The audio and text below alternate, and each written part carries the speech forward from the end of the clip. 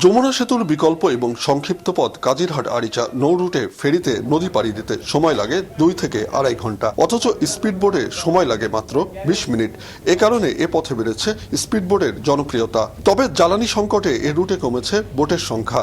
আগে নিয়মিত 30টি চললেও এখন তা নেমে এসেছে 2-1টিতে।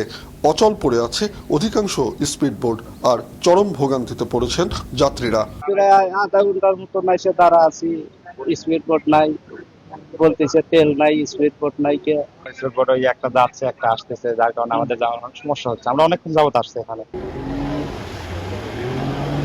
এ রুটে স্পিডবোটের জন্য জ্বালানি সংগ্রহ করা হতো সিরাজগঞ্জের বাঘাবাড়ি ডিপো ডিলারদের কাছ থেকে। পাম্প ছাড়া তেল বিক্রি বন্ধের নতুন নীতিমালার কারণে তৈরি হয়েছে এই অচল অবস্থা। তেল তো আমাদের নাই, এখন আমরা ধরুন বোট গ্যারেজকে আনি, আনার পর দোকানে যাই, দোকান থেকে তেল দেয় না। ব্যবসা মানে সবই বন্ধ, বন্ধ ঠিক আমরা সব বসে রয়েছি, কারণ ওবার তো আসতেছে ট্রাক ওদের দিতেছি, আমাদের বাড়ির তেলই নাই। উচ্চ মূল্যে এটা বিক্রি করতেছে। এটা বন্ধ করতে হলে আগের মতো যে চেইনে তেলগুলো সবাই পেত, সবাই যদি এখন পায়, তেলের দাম আবার স্বাভাবিক হয়ে যাবে। এদিকে তেল সিন্ডিকেটের কারণে বিপাকে পড়েছেন নোয়াখালীর হাতিয়ার স্পিডবোট চালকরাও। তেল না পেয়ে প্রায় 20 দিন ধরে বন্ধ শতাধিক স্পিডবোট।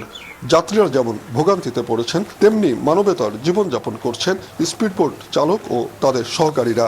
তেলের কারণে আমরা বোটগুলো চালাইতে পারতেছি না, ড্রাইভার হেল্পাররা চালাইতে পারতেছি না, ওরাও অনেক কষ্ট করতেছে, আমরাও অনেক কষ্ট করতেছি। এখন তেলের যে ভোগান্তির কারণে স্পিডবোটকে বললো কোনো রুগী এসে এখান থেকে ওই পারে যাইতে পারে না। তেল সিন্ডিকেটের বিরুদ্ধে ব্যবস্থা নেওয়ার আশ্বাস দিয়েছেন উপজেলা নির্বাহী কর্মকর্তা। জব্দ করা হয়েছে অনেক জ্বালানি। যারা মজুত করার চেষ্টা করেছে, অপচেষ্টা করেছে, তাদের বিরুদ্ধে মোবাইল কোর্ট কন্ডাক্ট করেছি এবং সেখানে অলরেডি 4টা মোবাইল কোর্ট হয়েছে গত সপ্তাহে। সেখানে আমরা ৭৫,২০০ টাকার মতো জরিমানাও করেছি। রাজবাড়ী দৌলতদিয়া পাটুরিয়া নৌ রুটে স্পিডবোট ও ট্রলার চলাচল বন্ধের উপক্রম হয়েছে।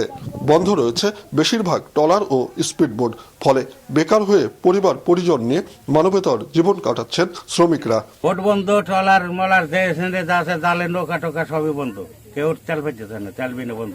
আমরা তো মনে করেন আগে 4-5 টাকা টিপ দিতাম, এখন তো আমাদের একটা টিপ দেয় খুব জুলুম হয়ে গেছে। চরম দুর্ভোগ পোহাচ্ছেন এ রুটের যাত্রীরা।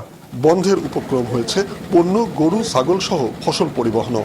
এখন আমরা তেলের জন্য মাছ ধরতে যেতে পারতেছি না, পাম্পে আমাদের তেল পাই না।